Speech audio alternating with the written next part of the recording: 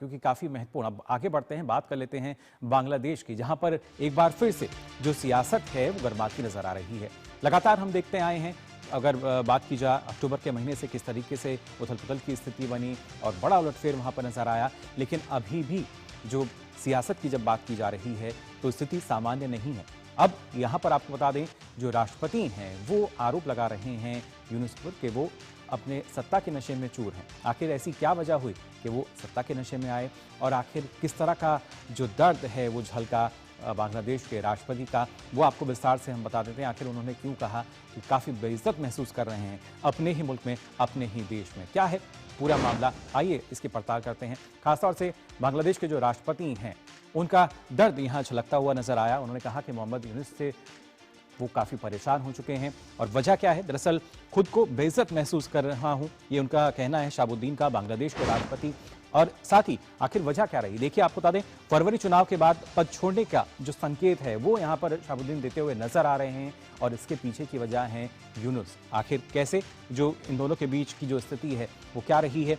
Reuters को दिए गए इंटरव्यू में अपनी जो आप बीती है वो बांग्लादेश के राष्ट्रपति ने यहाँ पर जाहिर की है, और बताया कि यूनुस की जो अंतरिम सरकार है किस तरीके से काम कर रही है, और उन पर आरोप भी यहाँ पर राष्ट्रपति शहाबुद्दीन ने लगाए हैं। और उसके बाद से कहीं ना कहीं एक राजनीतिक हलचल जो है वो तेज होती नजर आ रही है बांग्लादेश में। लगातार उथल पुथल का दौर हमने वहाँ पर देखा, और हालांकि आपको बता दें 2023 में निर्विरोध चुने गए थे 75 वर्षीय शहाबुद्दीन जो हैं, कोई भी किसी ने विरोध नहीं किया था, निर्विरोध था वहां पर उनका जब चुनाव था। लेकिन अब आवामी लीग के उम्मीदवार के तौर पर जब वो चुने गए थे, अब अपने आप को बेइज्जत महसूस कर रहे हैं, और आखिर क्या वजह है इस तरह की, वो आपको और पूरे विस्तार से हम यहाँ बताते हैं। क्यों आखिर कहा जा रहा है कि जो यूनुस हैं वो सत्ता के नशे में चूर हो चुके हैं, क्या इसकी वजह है, आइए ये भी समझ लेते हैं।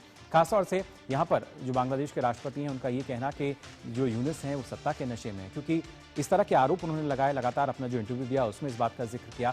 उन्होंने कहा कि मैं अपने आप को काफ़ी अपमानित महसूस कर रहा हूँ, और बतौर राष्ट्रपति मेरे को साइड लाइन किया जा रहा है। साथ ही उनका कहना था कि जो मेरी अथॉरिटी है, मेरी जो शक्तियाँ हैं, उनको कमज़ोर करना शायद इसका मकसद है जो यूनुस सरकार वहाँ पर कर रही है। और साथ ही आप बता दें, उन्होंने बताया कि राष्ट्रपति के प्रेस डिपार्टमेंट को हटा दिया गया है, और कहीं ना कहीं कई महीनों से यूनुस से मिलने से उन्होंने इनकार भी किया है। लगातार कोशिश की जा रही थी कि मुलाकात हो, लेकिन यूनुस जो है उन्होंने मिलने से इनकार कर दिया।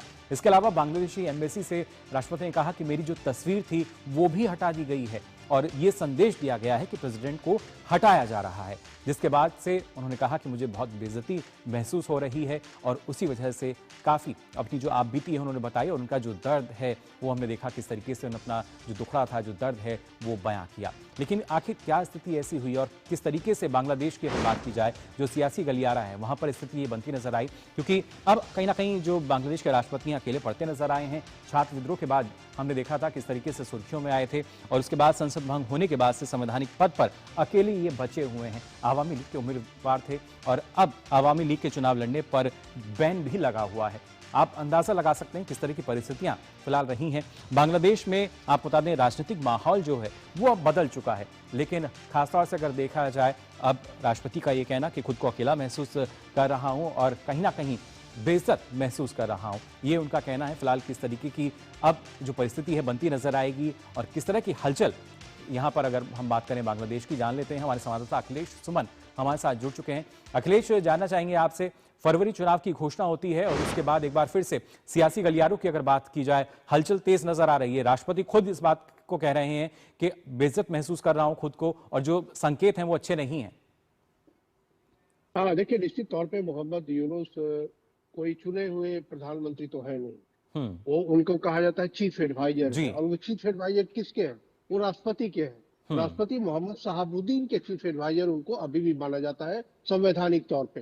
और ऐसी स्थिति में अगर वो राष्ट्रपति जिसके वो चीफ एडवाइजर है वह कह रहा है कि उनका प्रॉपर सम्मान नहीं किया जा रहा है, तो ये बहुत ही कह सकते हैं कि अशोभनीय बात है किसी भी लोकतंत्र के लिए कि जिस सर्वोच्च पदाधिकारी, राष्ट्रपति सर्वोच्च पदाधिकारी है, और अगर एक जो चुनी हुई सरकार रहती मोहम्मद यूनुस की, तो चुनी हुई सरकार के बारे में माना जा सकता था कि वो एग्जीक्यूटिव हेड है। लेकिन मोहम्मद यूनुस तो चुने हुए, अभी तक कोई चुनाव उन्होंने नहीं लड़ा, और इसलिए वो शायद उनकी अपनी असुरक्षा है मोहम्मद यूनुस की, उस असुरक्षा की वजह से, क्योंकि उनको लगता है कि एक राष्ट्रपति ही है बचा हुआ इस देश में जो कि चुना हुआ एक प्रतिनिधि है, और वो बिना हुए चुने हुए प्रतिनिधि, इसलिए अपनी असुरक्षा और कॉम्प्लेक्स की वजह से वो राष्ट्रपति मोहम्मद शहाबुद्दीन से संपर्क नहीं रखते। और इसी कह सकते हैं कि इसी आदत के कारण उन्होंने दूतावासों से भी, जो भी दूतावास है या जो भी उच्चायोग है बांग्लादेश के पूरी दुनिया में, उन सारी जगहों से राष्ट्रपति का जो तस्वीर होती है वो प्रोटोकॉल में होता है कि प्रोटोकॉल में राजदूत के या उच्चायुक्त के ऑफिस में राष्ट्रपति की तस्वीर होती है, वो तस्वीर भी उन्होंने हटा दी। यह भी माना जाता है कि अगर आप चीफ एडवाइजर हैं उनके, तो जिनके आप चीफ एडवाइजर हैं उसमें नियमित तौर पे मिलेंगे आप और उनको ब्रीफ करते रहेंगे कि देश के में क्या हो रहा है, वो क्या कर रहे हैं। तो इस रूप में चाहे कि एक बहुत ही क्राइसिस है बांग्लादेश की, और बहुत ही क्राइसिस, देखिए एक छात्रों का आंदोलन हुआ, उन छात्रों के आंदोलन की वजह से शेख हसीना को वहां से निकलना पड़ा, उनकी जान को खतरा था। तो ऐसी स्थिति में एक आंतरिक व्यवस्था बनाई गई, अंतरिम व्यवस्था बनाएगी कि हाँ एक चीफ एडवाइजर को स्थापना की जाए। अखिलेश, लेकिन पहले अंतरिम व्यवस्था थी, क्या वही अब तानाशाह व्यवस्था में तब्दील होती नजर आ रही है? देखिए निश्चित तौर पे सारे संकेत इस रूप में है कि लगातार दबाव बनने के कारण मोहम्मद यूनुस अभी तैयार तो हो गए हैं चुनाव के लिए, लेकिन निश्चित तौर पे जिस तरीके से उन्होंने अवामी लीग को प्रतिबंधित कर दिया है, तो एक फेयर लेवल प्लेइंग फील्ड होता है, जो कि तो उस देश की सबसे बड़ी पार्टी मानी जाती है अवामी लीग, लगातार वो सरकार बनाती रही है। अवामी पार्टी के लीग में बांग्लादेश को स्वतंत्रता मिली, और ऐसे को बैन कर देना निश्चित तौर पे कह सकते हैं कि तानाशाह बढ़ने की ओर अग्रसर है मोहम्मद यूनुस का। और मोहम्मद यूनुस को नोबेल प्राइज जब मिला था तो उन्हें माइक्रो फाइनेंस के लिए नोबेल प्राइज मिला था, लेकिन बाद में भ्रष्टाचार के आरोप उन पे इतने लगे कि उनको जेल में डालना पड़ा, उसके बाद वो देश छोड़ के चले गए। तो ऐसे व्यक्ति के सामने निश्चित तौर पे एक असुरक्षा है, उनके मन में असुरक्षा है, और इसी असुरक्षा की वजह से किसी का सम्मान नहीं कर रहे हैं, नहीं तो संविधान का, नहीं राष्ट्रपति का, और नहीं जो राजनीतिक दल होते हैं जिनको एक लेवल प्लेइंग फील्ड देना होता है उसका। जी बिल्कुल अखिलेश, लेकिन यूनुस जिस तरीके से कहीं ना कहीं सत्ता के नशे में नजर आ रहे हैं, नशे में चूर नजर आते हैं सत्ता के, क्या माना जाए, क्या आम चुनाव से पहले ही जो राष्ट्रपति हैं उनको हटाया जा सकता है? देखिए आम चुनाव के पहले राष्ट्रपति को हटाया तो नहीं जा सकता, क्योंकि वहां कोई संसद है नहीं।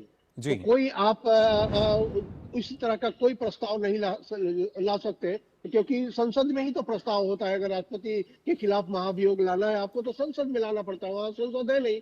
तो अब जब चुनी जाएगी सरकार, संसद चुनी जाएगी 12 फरवरी के चुनाव के बाद, तो वो चुने जाने के बाद क्या स्थिति बनती है, उनके खिलाफ महाभियोग लाया जाता है या उनको निश्चित तौर पे बने रहने दिया जाता है, ये सारी बातें भविष्य की बात है। लेकिन अभी जो राष्ट्रपति मोहम्मद शहाबुद्दीन ने अपनी जो इच्छा व्यक्त की है, वो इच्छा एक आईना उन्होंने दिखाया है बांग्लादेश के पॉलिटिकल सिचुएशन की तरफ, कि वो पॉलिटिकल सिचुएशन जो है वो कहीं से भी लोकतांत्रिक नहीं रह गई है, वो पॉलिटिकल सिचुएशन कहीं से भी किसी संवैधानिक चीजों का आदर नहीं कर रही है। तो यह एक क्राइसिस है जिसपे कि देखना होगा कि किस तरीके से अगर चुनाव होता है, चुनाव के बाद हालांकि उन्होंने इच्छा व्यक्त की है कि खुद छोड़ देंगे, चुनाव के बाद क्या वो छोड़ते हैं या वो राजनीतिक संघर्ष के लिए तैयार होते हैं, जनता किस तरीके से प्रतिक्रिया करती है। और बिल्कुल अखिलेश, ये देखना होगा चुनाव के बाद क्या स्थिति जो है सामान्य होती नजर आती है, या लगातार जिस तरीके की उथल पुथल यहां पर मची हुई है बांग्लादेश के सियासी गलियारों में, यही स्थिति बनी रहेगी और हालात बिगड़ते हुए नजर आएंगे या संभलते हुए, देखना होगा। फिलहाल बहुत बहुत शुक्रिया आपका